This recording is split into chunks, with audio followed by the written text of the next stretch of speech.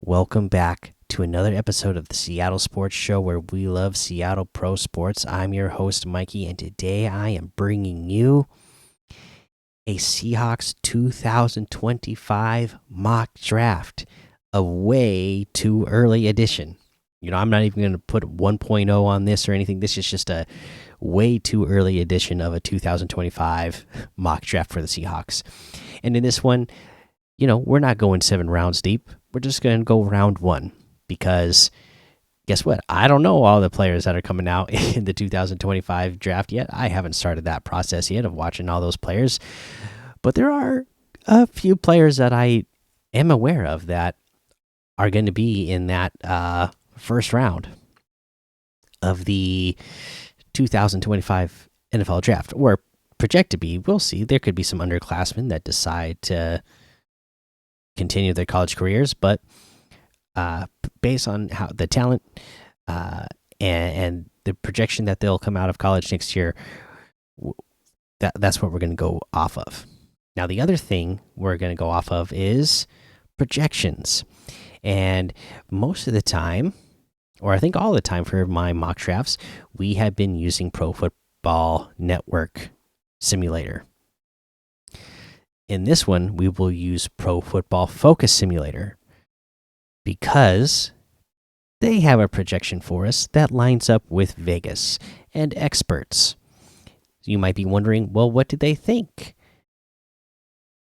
Vegas has us at 7 wins next season.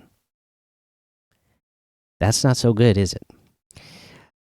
Experts, a lot of them have us dropping off of what we've been the last 2 seasons, dropping below that 9-game win. Pro Football Focus does as well. So I'm going to use some of this because that's kind of the consensus thought between experts right now. Is that my thought? Well, I don't have a final thought yet because a prediction for this season at this point would still be way too early. But I will say, based off of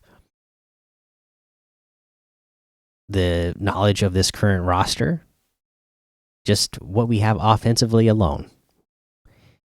And I said this when we traded Russell Wilson away. The year we traded him, I look at this offense and I say, there's too much talent on that offense across the board. The quarterback is a top half of the league talent quarterback, which is important. And with that in mind, unless you have a historically bad defense, then this team should win at least 8 games. I'm not saying that's my final prediction here. I will say my prediction has been higher than what the experts have had for us the last couple of years, and my prediction has been closer to right. Like I said, there was the year Russell Wilson left. I said, no, this is at least an 8-win team. That year we were projected for 5 wins, and I said at least 8 wins. They outperformed that year and got to 9. Last year, a lot of experts, they were looking, again, a lot of people thought we were moving back. Me, I went higher, right? If you all remember, I said with my head, I think 10, with the heart, I say 12. Well, they only ended up getting to 9, but it was still, on the winning side of things, where, a lot of people have us on the losing side of things. And again, this is going to be another year where a lot of people have us on the losing side. And as of right now, I just don't think that's the case. I don't know how much better it's going to be than that. And it could be worse. I don't know. We're going to have to wait and see training camp, how this coaching staff is with the players through training camp and the chemistry. We'll figure that all out. I don't have that, set solid yet on what I think it's going to be. But we will use those projections, and with the projections that the experts have and Pro Football Focus, that would put us with the 10th overall pick in the draft.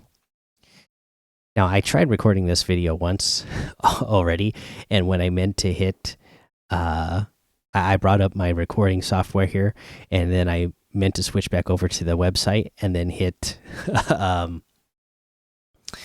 start draft, but I accidentally hit stop recording on my recording software. So I already have a mock going, and it actually fell exactly the way I wanted it. So I decided, yeah, I'm just going to start this recording and go with what this board is, because this has actually got the player available to me that I really want out of next year's draft. So, you know, so I'm going with it. Normally, I like you to see me do all of this live, but this fell exactly how I wanted it, so I want to keep it that way. And the decision I'm about to make may seem odd, because you'd say you're going to do that in back-to-back years in the draft, and I say yes. I would absolutely love if they went back-to-back first round draft pick in 2 years in a row. Go with this position in the first round, defensive tackle, because this player is just too undeniable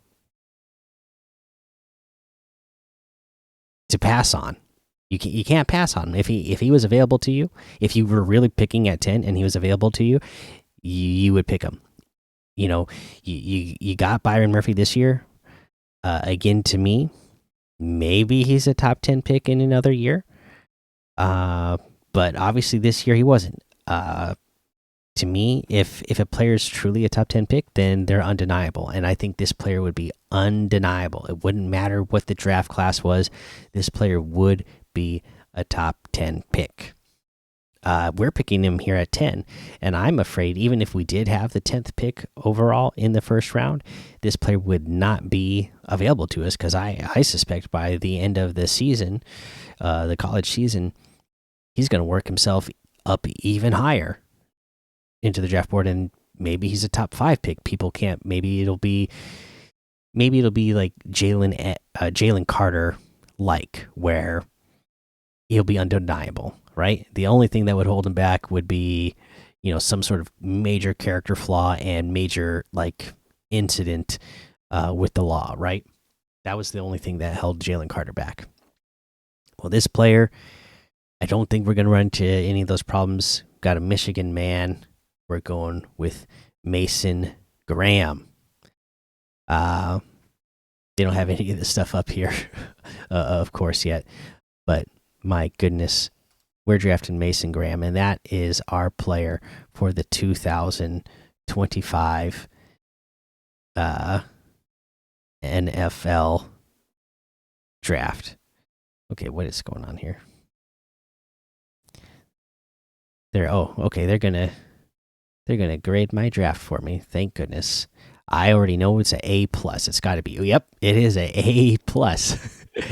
If you get Mason Graham at the 10th pick, you are flying. And then you're talking about Mike McDonald's defense being just insanely good for years and years and years and years to come. This is a situation where you say, okay, you got Mason Graham, but you just got Byron Murphy. Well, then you're taking Byron Murphy, you're taking Mason Graham, you're putting them in that middle. Well, especially with the way our defensive line is going to work with Mike McDonald's system, man, you're going to get so many twists, stunts. You're going to be lining these players up in different positions. People are going to be like, oh, my goodness. And at one time, Byron Murphy's in the nose tackle position. The next down, Mason Graham's in the nose tackle position. Oh, they're switching up between 3 techs. They're switching up the nose tackles. They're switching up 5 tech. They're moving all around. We cannot figure out where these guys are going, what they're doing. Leonard Williams in that mix as well. In this situation, you're probably, after 2 years, you're moving off of Draymond Jones. It's as long as he doesn't have some sort of breakout, year for us this year. But if he has another year like he had in year one, after coming over from the Broncos, then yeah, you'd be moving on from him, and Mason Graham would be the guy to replace him. And yeah, there you go. That is your wall that Mike McDonald talks about. Again, if you don't know this player, go look him up. Number 55 for Michigan. Go watch his highlights, and you're gonna say, okay, yeah, that guy is worth taking the defensive tackle for the second year in a row. And then you're just excited to see how dominant, just exactly how dominant can Mike Macdonald's system be with the front of Mason Graham, Byron Murphy, and Leonard Williams. All right. Well, that is my way too early 2025 NFL mock draft for the Seahawks for round one. After the regular season, we'll do some like real ones. We might do some other like throughout the regular season. Maybe we'll do some random mock drafts that are still way too early as we kind of watch college football and see the players that are emerging. And when we actually kind of get a better sense of what the Seahawks record will actually be, yeah, maybe we'll do that, and it'll be a fun little journey to go on. But yeah, this was just fun, something for fun. I thought it'd be a fun little activity and something fun to talk about and think about now that we just finished the 2024 draft, right? But there you go. Thanks for checking out the show. Let me know what you think, and let me know, are you already thinking about next year's draft? Have you thought about it? What do you think about that? With the experts and what Pro Football Focus think about this team. You think this team's only going to be a 7-win team? You think we're going to end up with a top 10 draft pick in next year's draft? Or, do you think we're going to be better than that? You see us picking about the same position that we picked this year, 16? Or, are we good enough to get, a pick in the 20s? Are we good enough to get a pick high enough into 20s that we got into a playoff position? You let me know, okay, in those comments. Hit the subscribe button, hit the like button. Podcast listeners, same thing. Follow, subscribe, leave a 5-star rating and a written review because it helps the show grow. And thank you for listening to the Seattle Sports Show, where we watch legends awaken. So take cover, because with a sea of sound, you will see us rise to reign supreme and win forever.